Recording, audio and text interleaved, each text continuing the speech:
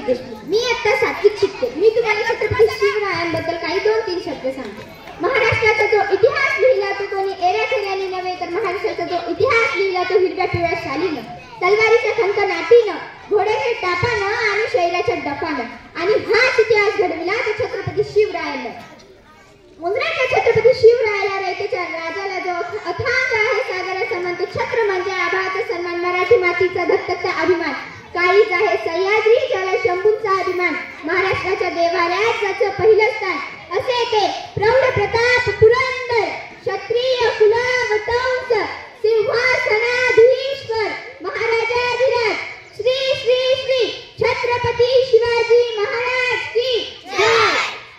आपण ज्या महाराष्ट्रात राहतो तो महाराष्ट्र म्हणजे काय? तो महाराष्ट्र म्हणजे शिवरायांच्या विचारांचा, जिजाऊंच्या संस्कारांचा आणि शंभूच्या पराक्रमांचा साक्षीदार म्हणजे माझा हा महाराष्ट्र. कष्टकरी शेतकऱ्यांचा, दीनदलितांचा आणि 105 हुतात्म्यांच्या बलिदानांचा आणि त्या दिल्लीच्या तख्ताला खांब फोडणाऱ्या माझ्या जिगरबाज मध मावळ्यांचा हा महाराष्ट्र. माझ्या जिगरबाज मध मावळ्यांचा हा महाराष्ट्र. आणि महाराष्ट्राच्या मातीत एका रत्नाचा जन्म झाला. त्यांच्या वडिलांचे नाव शहाजीराजे भोसले व आईचे नाव राजमाता जिजाऊ असे होते.